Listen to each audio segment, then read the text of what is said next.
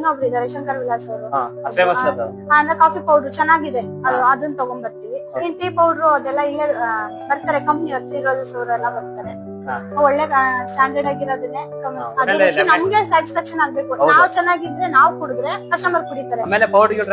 ಇಲ್ಲ ಇಲ್ಲ, ನಾವು ನಂದಿನಿದು ಏಜೆನ್ಸಿ ತಗೊಂಡಿದೀವಿ, ಫ್ರಾನ್ಸೈಸಿ ತಗೊಂಡಿದೀವಿ. ಹಾಲೆಲ್ಲ ಇಂಡೆಂಟ್ ಹಾಕೊಟ್ಕೊಡ್ತೀವಿ. ಎವ್ರಿ ಡೇ ಇಲ್ಲಿಗೆ ಸಪ್ಲೈ ಆಗುತ್ತೆ ಹಾಲು. ನಾವೇನು ನೀರು ಅದೇನ್ ಹಾಕಲ್ಲ. ನಾವ್ ಫಿಲ್ಟರ್ ಕಾಫಿ ಅಂತಂದ್ರೆ ಡಿಕಾಕ್ಷನ್ ಎಲ್ಲ ಏನು ಮಿಕ್ಸ್ ಮಾಡ್ತೀವಿ ಅಷ್ಟೇ. ಅದನ್ನ ಬಿಟ್ಟು ಎಕ್ಸ್ಟ್ರಾ 1 ಡ್ರಾಪ್ ನಿಮ್ಗೆ ನೀರೆಲ್ಲ ಲೈಸೆನ್ಸ್ ಇದೆ, ಫುಡ್ ಲೈಸೆನ್ಸ್ ಇದೆ, ಪಂಚಾಯತಿ ಕಡೆಯಿಂದನೂ ಕೂಡ ಲೈಸೆನ್ಸ್ ತಗೊಂಡಿದ್ವಿ. ಇದು ವಿಲೇಜ್ ಏರಿಯಾಗೆ ಸೇರೋದ್ರಿಂದ ಇಲ್ಲಿ ಪಂಚಾಯತಿ ಲೈಸೆನ್ಸ್ ಕೂಡ ತಗೊಂಡಿದೀವಿ. ಹೋಟೆಲ್ ಇರೋದ್ರಿಂದ ಫುಡ್ ಲೈಸೆನ್ಸ್ FSSAI ಆಯ್ತು ತಗೊಂಡಿದೀವಿ. ನೆಕ್ಸ್ಟ್ ನೀವು ಈಗ ಕಾಫಿ ಟೀಗೆ ನಾವು ನೋಡಿದೀವಿ, ಎಷ್ಟು ಪ್ರೈಸಿಂಗ್ ಮಾಡ್ತಾರೆ ಕಾಫಿ ಟೀ ಮತ್ತೆ ಲೆಮನ್ ಟೀ ಮತ್ತೆ ಇದಕ್ಕೆ? ತುಂಬಾ ಪ್ರೈಸ್ ಏನಿಲ್ಲ ಸರ್. ಈಗ ಹೊರಗಡೆ ಎಲ್ಲ ನೀವೇ ಕುಡ್ದಿರ್ತೀರಾ, ನಿಮ್ಮ ಹೊರಗಡೆ ಔಟ್ ಸೈಡ್ ಎಲ್ಲ ಹೋದಾಗ 30 ರೂಪೀಸ್ 40 ರೂಪೀಸ್ ಚಾರ್ಜ್ ಮಾಡ್ತಾರೆ. ನಮ್ಮಲ್ಲಿ 15 ರೂಪಾಯಿ ಒಂದು ಕಾಫಿ, 15 ರೂಪಾಯಿ, ಲೆಮನ್ ಟೀ 20 ರೂಪಾಯಿ, ಅದ್ರಲ್ಲೂ ಗ್ರೀನ್ ಟೀನು 20 ರೂಪಾಯಿ.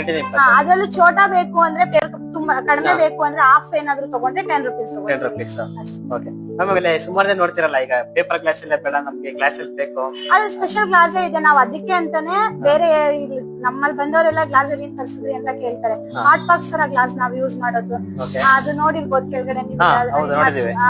ಅದು ಆ ಗ್ಲಾಸ್ ಅಲ್ಲಿ ಕೊಡೋಂತದ್ದು. ಅದು ಪೇಪರ್ ಕಪ್ ಅಲ್ಲಿ ನಿಮ್ಗೆ 2 ಕಪ್ ಇಡ್ಸೋದು ಗ್ಲಾಸ್.